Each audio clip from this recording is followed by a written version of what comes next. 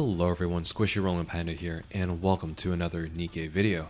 Today we're taking an in-depth look at Sparkling Summer Anise. We'll take a look at all of her skills, find the optimal levels since those skill mats are quite rare and hard to come by, and also find out who she synergizes the most with. And we'll do this all while fighting Gravedigger, especially since her skill 2 works exceedingly well against this boss. So first, let's take a look at just Sparkling Summer Anise and all the gear and skills that she has. Now I'm purposely undergearing Anise here because I want to showcase how much she can still pack a punch in terms of DPS even without level 5 manufacturer gear. So first off, for skill 1, Sparkling Boost. Whenever we get into full burst, all other electric code Nikkes gain attack and faster reload speed.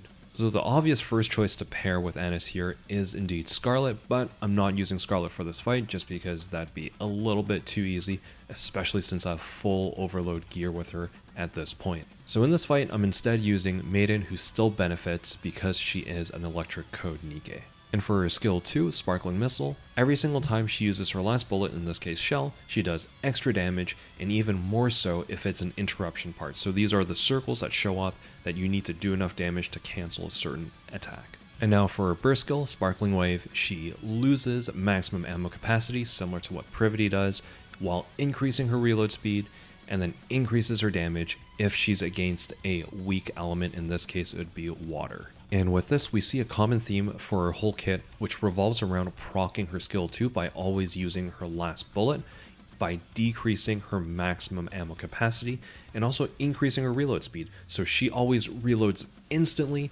and then uses that as her last bullet. So now to answer what is the optimal skill level and which Nikkes will synergize the most with Anise. So at this point, we're going to get a little in the weeds here in terms of numbers. At first, we need to understand what is the optimal ammo reduction percentage in order for Anise to always have only one shell in her magazine.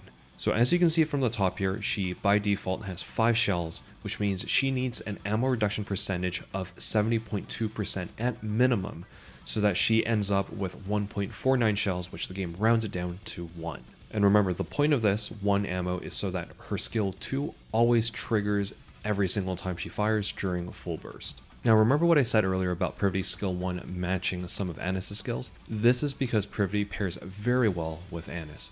At just level 5 investment in Anise, you can see the total ammo reduction far surpass the minimum 70%, and the reload buff is near 100%, equaling almost instant reloads. So that's the budget way of going about building Anise. But if you're rolling in skill mats, you would have to level Anise's burst skill all the way to level 9 in order to surpass the minimum ammo reduction percentage of 70.2%. Note that even at level 9 for her burst skill plus skill 1, her reload buff is not close to 100 yet. You would still need to pair it with a reload cube, ideally at level 7, so that she surpasses 100% reload speed. And for my team comp here, I've decided on a shotgun approach with Guilty as burst 2 and Maiden as my remaining burst 3. Note that I've intentionally avoided Nikkes such as Noir and Sugar because they have abilities that can either increase your ammo or increase the maximum ammo capacity, which works against Anise's skill 2. And that's also the same reason why I'm not using Litter as my burst 1, because she also has an ability that can increase your ammo. So Dorothy is the next best option, but if you don't have her and have Litter instead, just go ahead and use her. Litter's damage boost does make up for some of the loss there. Now for the actual fight against Gravedigger, there's not much I haven't already said in a previous video.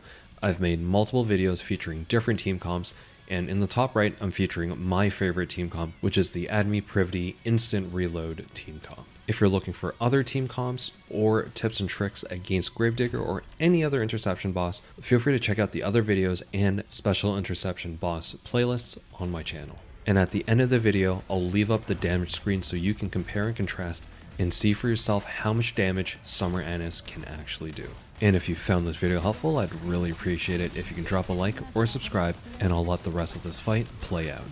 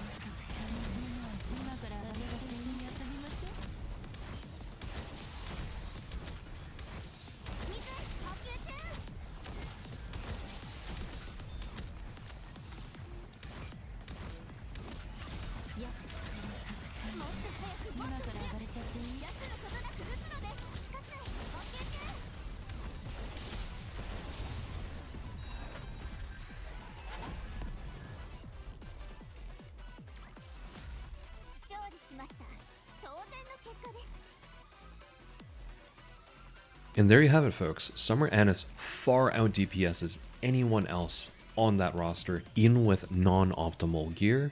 And given everyone else other than Dorothy has some level of overload gear, they still could not touch Summer Annis. So for everyone out there, Summer Annis is a must pull. She is a meta Nikke made for almost every single mode in this game. Or if you just want to pull her for waifu reasons, or if she tickles your fancy, that's all fine by me. So I'm wishing everyone luck on the Summer Annis banner, and I'll see you all in the next one.